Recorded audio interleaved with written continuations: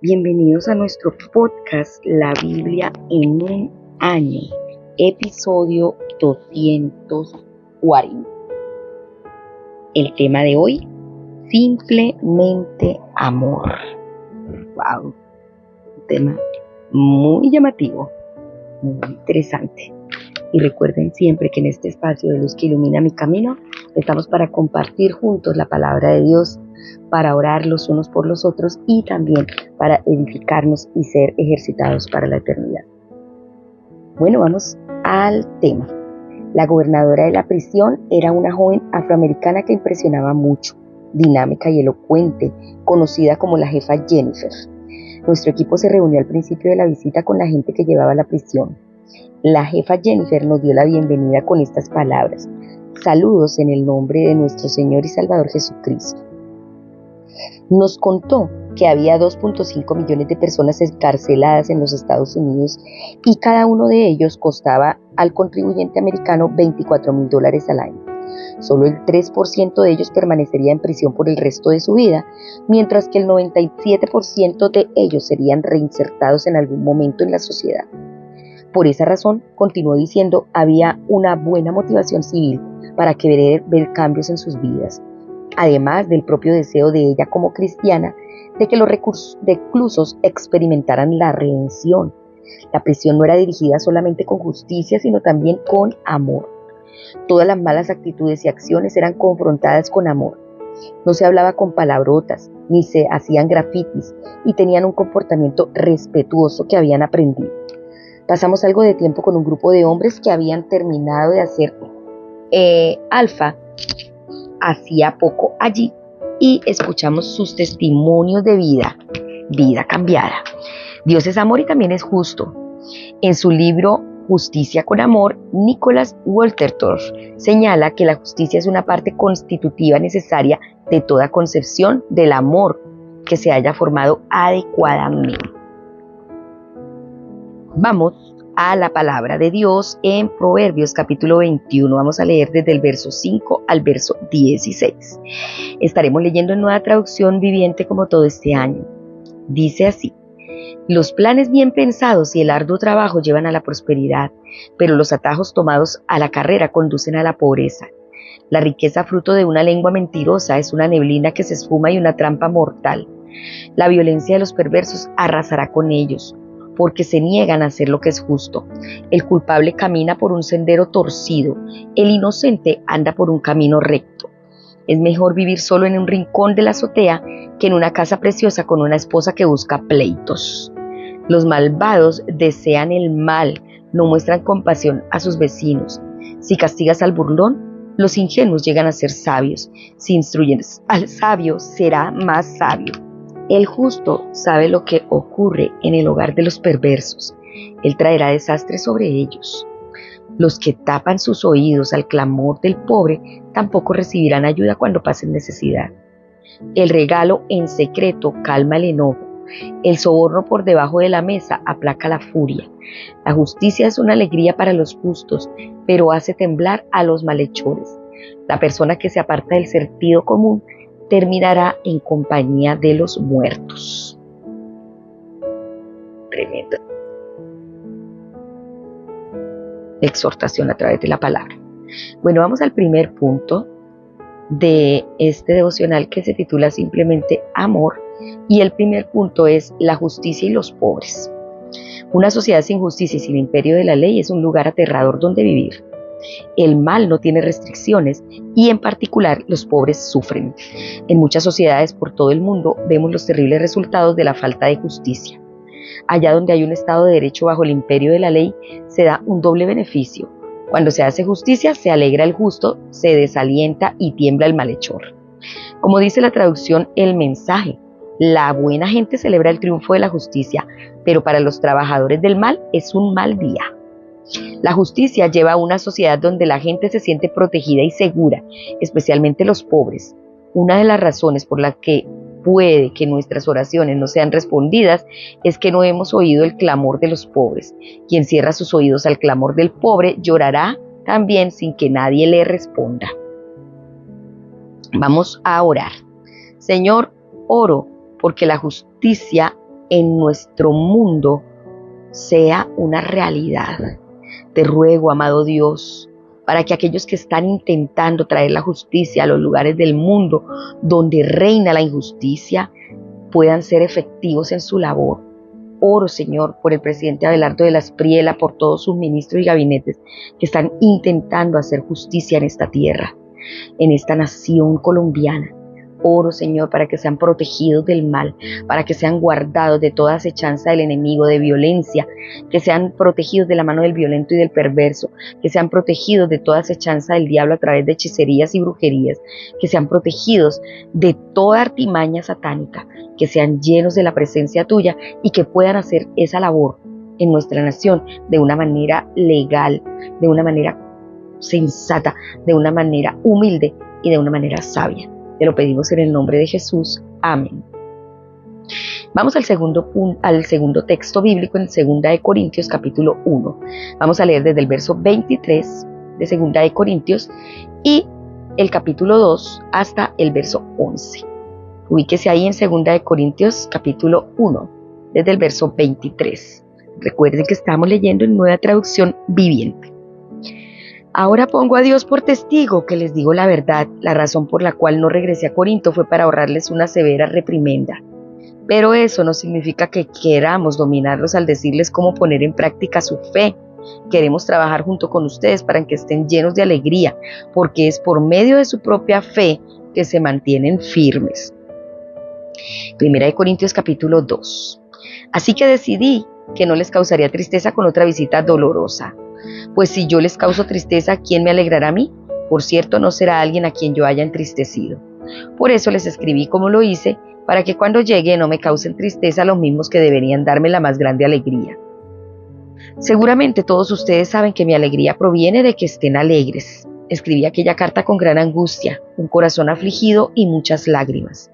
No quise causarles tristeza, más bien quería que supieran cuánto amor tengo por ustedes. Perdón para el pecador. No exagero cuando digo que el hombre que causó todos los problemas los lastimó más a todos ustedes que a mí. La mayoría de ustedes se le opusieron y eso ya fue suficiente castigo. No obstante, ahora es tiempo de perdonarlo y consolarlo. De otro modo, podría ser vencido por el desaliento. Así que ahora les ruego que reafirmen su amor por él. Les escribí como lo hice para probarlos y ver si cumplirían mis instrucciones al pie de la letra. Si ustedes perdonan a este hombre, yo también lo perdono. Cuando yo perdono lo que necesita ser perdonado, lo hago con la autoridad de Cristo en beneficio de ustedes, para que Satanás no se aproveche de nosotros, pues ya conocemos sus maquinaciones malignas. Vamos al segundo punto. Recuerden que estamos tratando el tema simplemente amor. Y el segundo punto, la justicia y el perdón.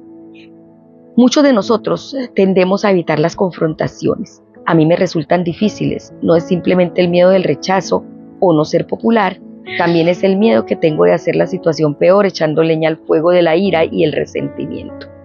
Otros parecen disfrutar la confrontación positivamente. Si estamos deseando la confrontación, si nos parece fácil enderezar a los demás, corregirlos y criticarlos, es posible que no estemos actuando desde el amor. Pablo amaba a los corintios profundamente y por eso no rehuyó la confrontación, o sea, la hizo, tuvo que confrontarlos. Su amor lo llevó a confrontar, aunque le causara gran tristeza, angustia de corazón y muchas lágrimas. Les escribí con gran tristeza y angustia de corazón y muchas lágrimas, dijo él, no para entristecerlos, sino para darles a conocer la profundidad del amor que les tengo. Confrontar a las personas con la verdad puede ser muy doloroso. La verdad, como la cirugía, puede doler, pero también es sana. Cuando nosotros confrontamos a las personas, no crean que uno se queda muy feliz. A uno le da tristeza. Tristeza porque sabe que esto les duele. Pero es más grande el amor que sentimos y por eso es necesario confrontar, porque no sería amor si les dejamos seguir haciendo lo malo. Las operaciones así deben practicarse con amor. No sabemos exactamente a quién o a qué se está refiriendo Pablo aquí. Puede que fuera al hombre que Pablo había denunciado en 1 de Corintios 5, del 1 al 5, que había estado viviendo con la esposa de su padre. Pablo había insistido en que fuera expulsado de la iglesia, pero ahora está diciendo que este hombre ya ha recibido suficiente castigo y los urge, los anima a que obedezcan urgentemente a perdonarlo y a reconfortarlo, a reafirmarlo, a que reafirmen su amor por él. Se ha hecho justicia y ahora es tiempo de la misericordia, la gracia y el perdón. Pablo es muy pronto a perdonar. A quien ustedes perdonen, yo también lo perdono. De hecho, si había algo que perdonar, lo he perdonado por consideración a ustedes en presencia de Cristo. Cuando Pablo perdonó, olvidó, casi ni se acordaba ya de que sí había algo que perdonar. Una vez un amigo le recordó a Clara Barton, fundadora de la Cruz Roja Americana, algo cruel que le había sucedido a ella hacía muchos años. Parecía que Clara no podía recordar el incidente. El amigo le preguntaba insistentemente, ¿no recuerdas el mal que te hicieron? No, respondió Clara calmadamente. Lo que recuerdo perfectamente es haber olvidado eso. El perdón es absolutamente vital para la iglesia cristiana. La falta de perdón es una de las maneras en las que el diablo puede entrar, pues se abre la puerta a sus maquinaciones. El perdón cierra la puerta para Satanás, para que Satanás no se aproveche de nosotros, pues no ignoramos sus artimañas o sus maquinaciones. Bueno, les invito a que cierren sus ojitos, entremos al gimnasio espiritual y vamos a orar, a hablar con el que todo lo puede. Amado Señor, ayúdanos a identificar las artimañas del enemigo. Ayúdanos, Señor, a ser prontos en perdonar, a pasar por alto la ofensa, a amarnos los unos a los otros, bloqueando a Satanás fuera de la iglesia, haciendo que Satanás no pueda entrar en la iglesia. Por eso, Señor, ayúdanos a pasar por alto la ofensa de nuestros hermanos, a perdonar, y aun cuando seamos confrontados y nos duela el corazón y seamos heridos a causa de la confrontación, porque es necesaria, podamos sanar y reconfortarnos los unos a los otros y saber que la confrontación, aunque le duele a las dos partes, es necesaria. Pero lo que se espera es una restauración y que la persona pueda entender, Señor, entender que tú no lo quieres viviendo mal, porque hiere más el pecado que la palabra de confrontación. Ruego, Señor, que haya sanidad en los corazones que han sido heridos. Ruego que en los corazones que han sido engañados por el enemigo con sus maquinaciones, sea mostrándole a la persona, enséñales a identificar las artimañas del enemigo, hacerlo volver a ti, porque esas artimañas del enemigo lo único que quieren es alejar a la gente de ti, aislarlos, enfriarlos y destruirlos. Te pido, Señor, que te glorifiques en el nombre de Jesús. Amén. Ahora le invito a que abra su Biblia en segundo libro de Crónicas, capítulo 31. Vamos a leer desde el verso 2 y vamos a leer el capítulo 32, todo completo, y el 33 lo leeremos del 1 al 20. O sea, el 31 del 2 al 21, porque ayer quedamos en el versículo 1, es el 31. Entonces lo leemos todo, leemos también el 32 y el 33 lo leeremos del 1 al 20. Recuerden que estamos leyendo en una traducción viviente. Asiria invade Judá. Después de que Sedquías llevó a cabo fielmente este trabajo, Sennacherib, rey de Asiria, invadió Judá. Sitió las ciudades fortificadas y dio órdenes a su ejército para que penetraran las murallas. Cuando Ezequías se dio cuenta de que Sennacherib también pensaba atacar a Jerusalén, consultó con sus funcionarios y consejeros militares y decidieron bloquear los manantiales fuera de la ciudad. Organizaron una gran cuadrilla de trabajadores para cegar los manantiales. Como consecuencia, se cortó el arroyo que corría por los campos, porque dijeron: ¿por qué han de venir aquí los reyes de Asiria y encontrar abundancia de agua? Luego Ezequías se esforzó en reparar todas las secciones caídas de la muralla. Erigió torres y construyó una segunda muralla exterior a la primera. También reforzó los terraplenes en la ciudad de David y fabricó grandes cantidades de armas y escudos. Designó oficiales militares con mando sobre los habitantes y los reunió delante de él en la plaza junto a la puerta de la ciudad. Luego Ezequías les dio ánimo diciendo: sean fuertes y valientes, no tengan miedo ni se desalienten por causa del rey de Asiria o de su poderoso ejército, porque hay un poder mucho más grande de nuestro lado. Aleluya. El rey podrá tener un gran ejército, pero no son más que hombres. Con nosotros está el Señor nuestro Dios para ayudarnos y para pelear nuestras batallas por nosotros. Las palabras de Ezequías alentaron a la gente en gran manera. Sennacherib amenaza a Jerusalén. Mientras el rey Sennacherib de Asiria aún sitiaba la ciudad de Laquis, envió a sus oficiales a Jerusalén con el siguiente mensaje para Ezequías y para toda la gente de la ciudad. Esto dice el rey Sennacherib de Asiria: ¿en qué confían ustedes que les hace pensar que podrán sobrevivir mi sitio de Jerusalén? Ezequías ha dicho: el Señor nuestro Dios nos librará del rey de Asiria. Ezequías los está engañando y los está condenando a morir de hambre y de sed. ¿Acaso no se dan cuenta de que fue él mismo Ezequías quien destruyó todos los santuarios y altares del Señor? Él ordenó a Judá y a Jerusalén que se adorara solamente en el altar del templo y que se ofreciera sacrificios únicamente sobre él.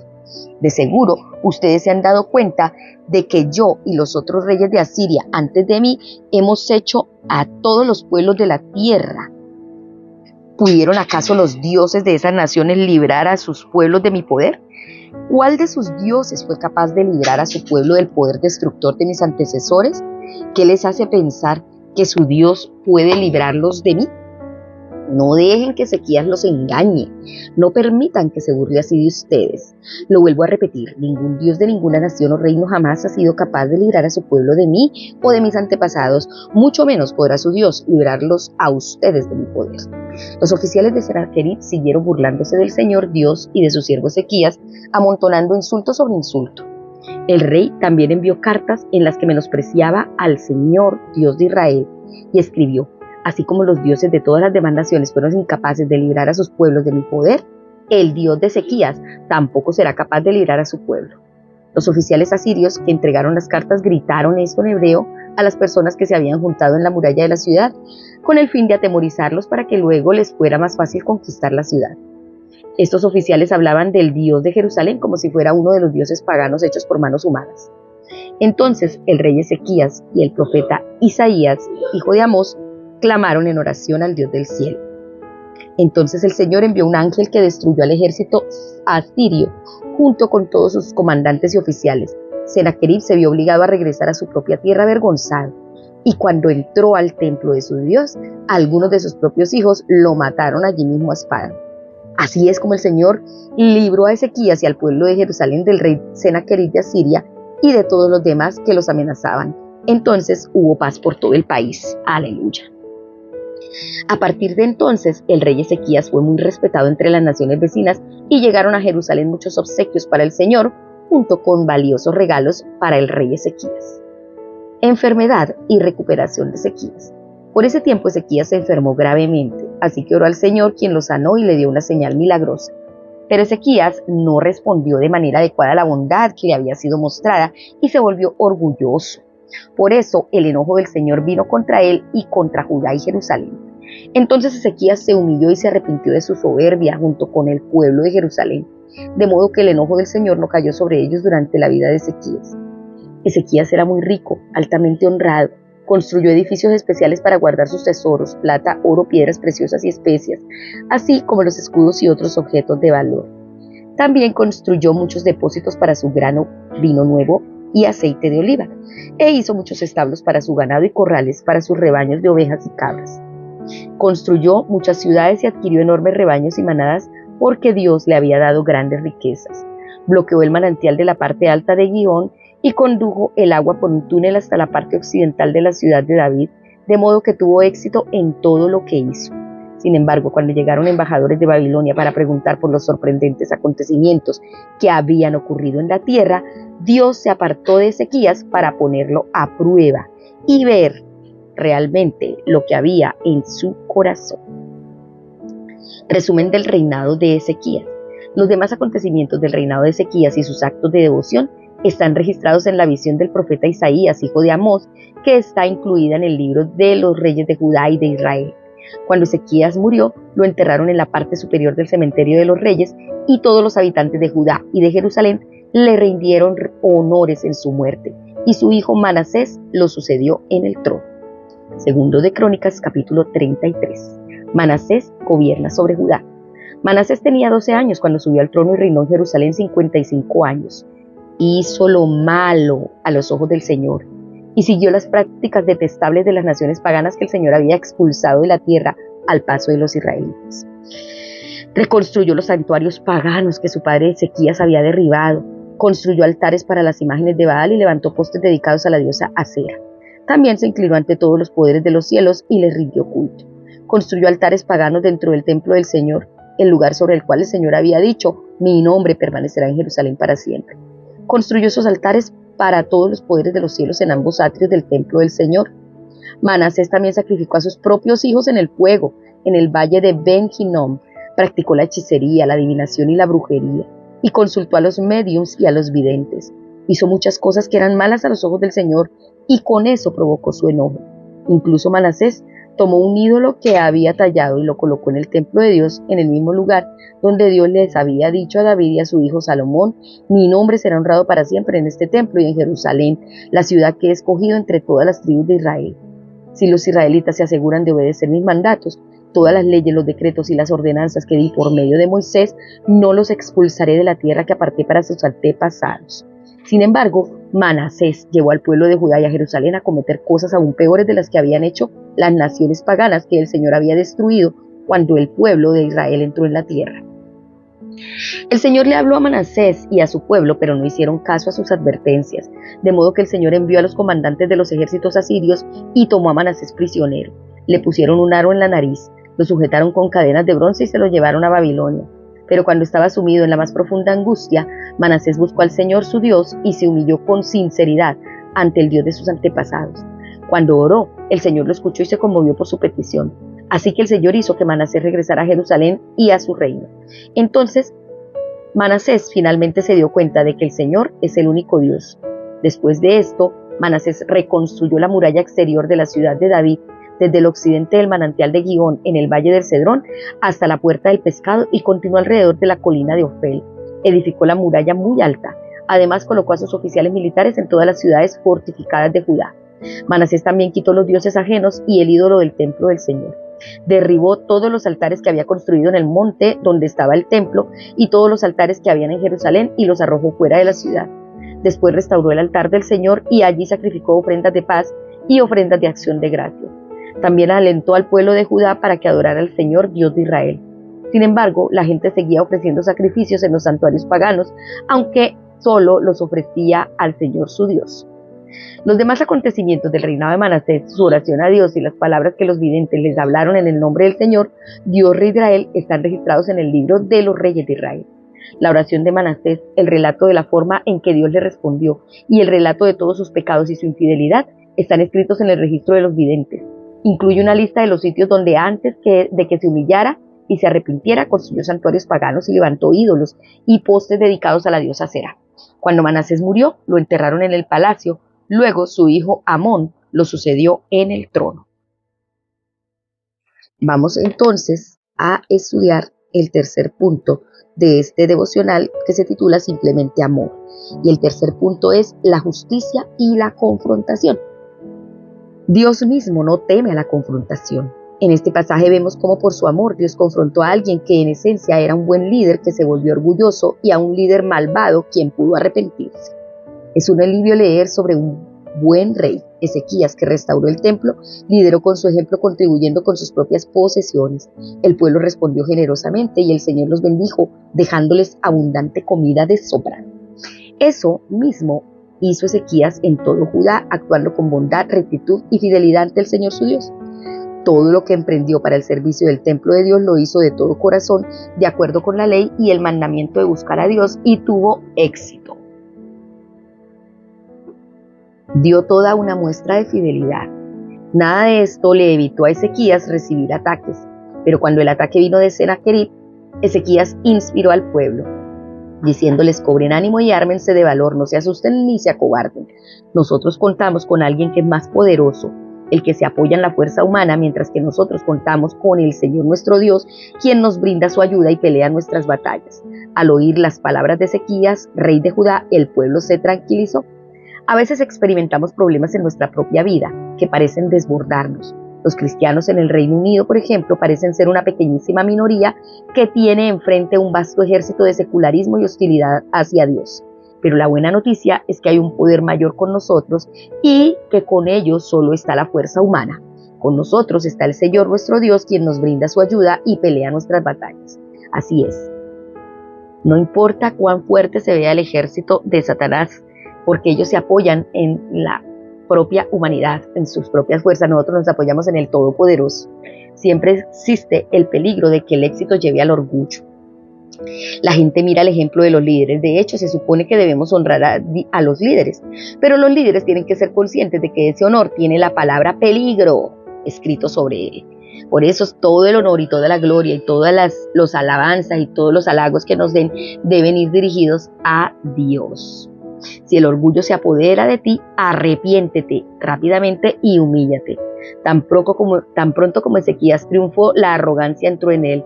Menos mal que cuando Dios lo confrontó se arrepintió de su orgullo y Dios lo bendijo de nuevo con riquezas y honores. Tuvo éxito en todo lo que emprendió. Entonces misteriosamente Dios se retiró de Ezequías para probarlo y descubrir todo lo que había en su corazón. Era la noche oscura del alma. Cuando llega esa noche oscura del alma, el Señor nos está probando. Cuidado con lo que sale de allí. No te desanimes si hay veces en las que no sientes la presencia de Dios. A veces Dios calla y se hace imperceptible. Continúa siendo fiel cuando Dios pruebe tu corazón. Ezequías tenía un buen corazón. Su vida estaba llena de actos de entrega y cuando murió recibió honores. La vida de su hijo parece ser totalmente opuesta a la suya. Manasés empezó haciendo maldades a los ojos del Señor. De hecho, es difícil pensar en alguien que haya hecho más mal que Manasés.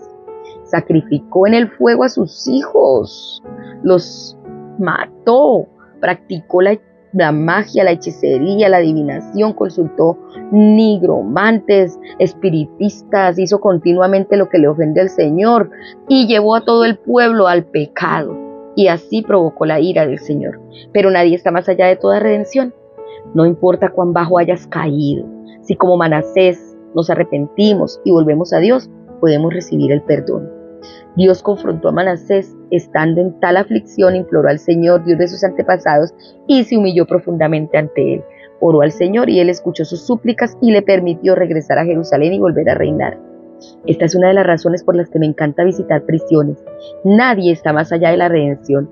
Jesús lo ha hecho posible por medio de su muerte en la cruz, donde, en palabras de John Edison, el amor, la justicia se unen y la verdad y la misericordia se encuentran. Aleluya, gracias a Dios por esa misericordia. Sangre. Está temblando en este instante, estoy grabando. Señor, gracias porque en la cruz podemos ver tu amor y tu justicia juntos.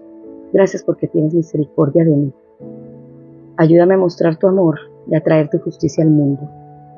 Te lo pido en el nombre poderoso de nuestro Señor Jesucristo. Te doy muchas gracias. Bueno, el comentario de la pastora Pipa dice: más vale habitar en un rincón de la azotea que compartir el techo con la mujer pendenciera, citando Proverbio 21:9. Y dice ella: o también un esposo pendenciero. Por eso no podemos ceder a ser peleones, que no haya riñas en nuestro hogar, que haya paz y que haya amor. Recuerde que el amor de Dios lo llena todo, nos enseña a ser justos con la gente menos favorecida con materiales, cosas materiales, que la justicia siempre va ligada al perdón y también que la justicia y la confrontación son necesarias. Amados, recuerden que este devocional fue escrito por el pastor Nicky Gumbel de la iglesia HTV en Londres y la voz de este podcast es de Marisol Rojas. Que el Señor les bendiga.